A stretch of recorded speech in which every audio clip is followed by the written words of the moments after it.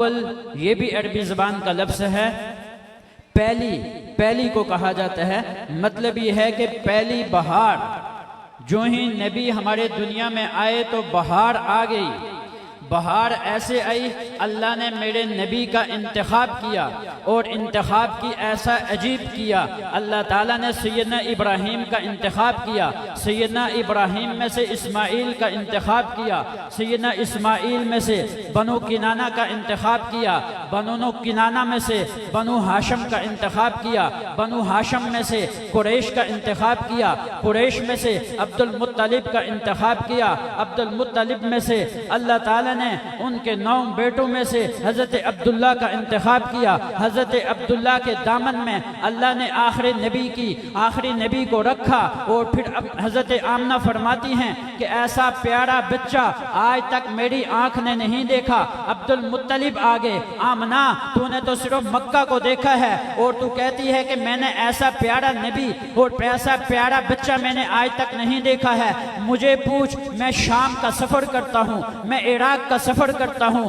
میں نے ان پورے علاقوں کا سفر کیا ہے، تجارت کی غرض سے میں دنیا کے کونے کونے میں گھوما ہوں۔ آج مجھے پوچھ، میں نے ایسا پیارا بچہ کہیں نہیں دیکھا۔ میں تخیلات کی نظر میں آ کر آپ کے ذوق کے لیے یہ کہنا چاہوں گا، جبریل امین آگے، عبد المطلب تو کہتا ہے کہ میں نے ایسا پیارا بچہ اس دنیا میں نہیں دیکھا، ذرا مجھے بھی تو دیکھ۔ میں نے سیدنا آدم کو عرفات کے میدان میں روتے ہوئے دیکھا، میں نے ابراہیم کو آگ میں کودتے ہوئے دیکھا، میں نے نوح کو کشتی کا ملا بنتے ہوئے دیکھا، میں نے سیدنا موسیٰ کو رب کے ساتھ باتیں کرتے ہوئے دیکھا، میں نے سیدنا عیسیٰ کو آسمان کی طرف پرواز کرتے ہوئے دیکھا ہے۔ ذرا مجھے تو پوچھ، آج تک میں نے ایسا پیارا بچہ نہیں دیکھا ہے۔ میرے رب نے کہا، تو ایسا پیارا بچہ کیسے دیکھتا؟ اے دنیا والو، تم ایسے پیارا بچہ کیسے دیکھتے؟ میں نے ایسا پیارا بچہ آج تک بنایا ہی نہیں ہے۔ حسینہ جمیلہ دا منہ موڑ دیتا،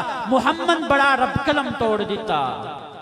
محمد بڑا رب قلم توڑ دیتا۔ حضرت حسان بن ثابت کہتے ہیں، وَأَحْسَنَ مِنْكَ لَمْ تَرَ قَطُّ عَيْنِي وَأَجْمَلَ مِنْكَ لَمْ تَلِدِ النِّسَاءُ خُلِقْتَ مُبَرَّأً مِنْ كُلِّ عَيْبٍ كَأَنَّكَ قَدْ خُلِقْتَ كَمَا تَشَاءُ۔ میرے اللہ نے میرے محبوب کو ایسا بنایا، گویا کہ وہ خود کہتے گئے، میرا اللہ بناتا گیا، پھر میرے اللہ نے بنا کر کے کہا کہ میرے محبوب کے دروازے پر آؤ۔ ذرا دیکھو، وہ ابو بکر بنو تمیم کو چھوڑ کر نبی کے دروازے پر آتا ہے، عمر بنو عدی کو چھوڑ کر نبی کے دروازے پر آتا ہے، عثمان بنو امیہ کو چھوڑ کر نبی کے دروازے پر آتا ہے، علی قریش کو چھوڑ کر نبی کے دروازے پر آتا ہے، بلال حبشہ کو چھوڑ کر نبی کے دروازے پر آتا ہے، صہیب روم کو چھوڑ کر نبی کے دروازے پر آتا ہے۔ ہاں، میں دیکھتا ہوں یہ سارے چل کر نبی کے دروازے پر آتے ہیں، اور میں اپنے ذوق میں یہ کہنا چاہوں گا، علماء ہوں تب، اتقیاء ہوں تب، یہ متقین ہوں تب، انبیاء ہوں تب، یہ سارے نبی کے دروازے پر جاتے ہیں،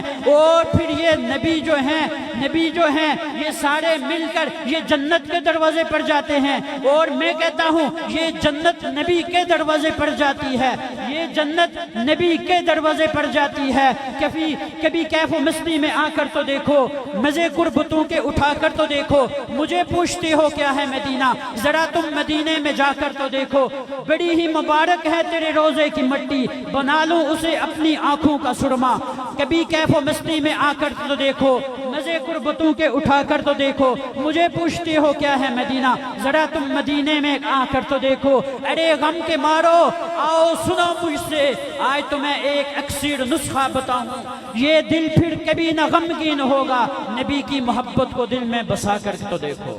نبی کی محبت کو دل میں بسا کر تو دیکھو۔ کسی شاعر نے کہا تھا، کاش وہ چہرہ میری آنکھ نے دیکھا ہوتا، مجھ کو تقدیر نے اس دور میں لکھا ہوتا، باتیں سنتا کبھی پوچھتا مانے ان کے، آپ کے سامنے اصحاب میں بیٹھا ہوتا، جس وقت ہوتا بدر و احد کا خندق کا اعلان، میرے ہاتھوں میں کوئی خنجر یا کوئی بہلا ہوتا، جس وقت کھیلتے بچوں کو وہ لوڑی دیتے، میں بھی اس پیار بڑے جھولے میں جھولا ہوتا، اور جس وقت بن کر دعا آقا کی آئے تھے عمر، دیکھتا کیسے ابو جہل تڑپتا ہوتا۔ گر کوئی کہہ سکے الطاف، سنا نعت نبی، پھر تو حسان کی مجلس میں وہ مشاعرہ ہوتا،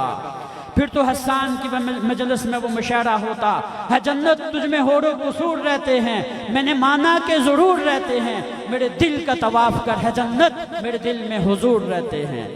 ہے جنت تجھ میں حور و قصور رہتے ہیں میں نے مانا کہ ضرور رہتے ہیں پر میرے دل کا طواف کر ہے جنت میرے دل میں حضور رہتے ہیں آج ہم سب مل کر نبی کا میلاد تو بناتے ہیں لیکن ایک بات اپنے دل و جان پر لکھ کر لے جاؤ اور دل کی تختیوں میں آج لکھ کر لے جاؤ آج کے پروگرام کا ایک خلاصہ اور ساری بات کا خلاصہ اپنے دل کی تختیوں پر لکھ کر لے جاؤ آج ہم نبی کا میلاد تو بناتے ہیں لیکن نبی کو نہیں مناتے کسی نے پوچھا کہ نبی کو منانے کا کیا مطلب میں نے کہا نبی کو منانے کا مطلب یہ ہے کہ جھوٹ سے نبی نہیں مانے گا سچ بولنے سے نبی مانے گا ایک دوسرے کی عزت کرنے سے نبی مانے گا ایک دوسرے کے حقوق ادا کرنے سے نبی مانے گا ایک دوسرے کا خیال رکھنے سے نبی مانے گا بہنوں کا حصہ دینے سے نبی مانے گا بیٹیوں کا حصہ دینے سے نبی مانے گا نماز پڑھنے سے نبی مانے گا قرآن کی تلاوت کرنے سے نبی مانے گا اور نبی پر درود پڑھنے سے نبی مانے گا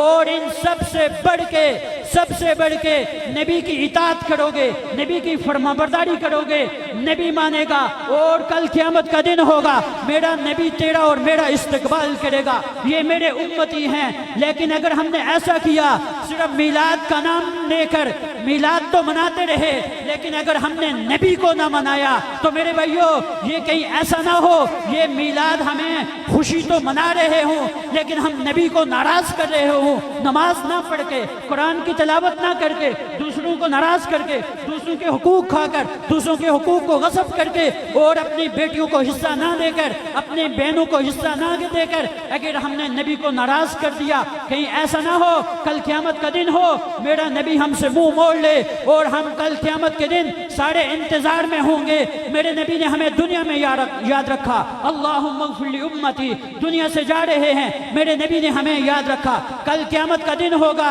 وہ پل صراط کا میدان ہوگا وہ حوض کوثر ہوگا میرے نبی وہاں میرا اور آپ کا استقبال کریں گے تو میرے بھائیو سب سے بڑی بات اور آخری بات ہم اپنے دل کی تختیوں پر لے کر جائیں گے کہ ہم نبی کی اتباع کرنے والے بن جائیں ہم نبی کی سیرت کو اپنانے والے بن جائیں ہم اپنی ذاتی زندگی میں بھی اور ہم اپنے معاشرے اور سوسائٹی میں بھی ہم نبی کے طریقوں کو اور نبی کی سنتوں کو لائیں گے تو یہ معاشرہ جو ہے یہ سوسائٹی یہ امن کا گہوارہ بنے گی اللہ تعالیٰ جو کچھ کہا سنا عمل پڑا ہونے کی توفیق عطا فرمائے وآخر دعوانا ان الحمدللہ رب العالمین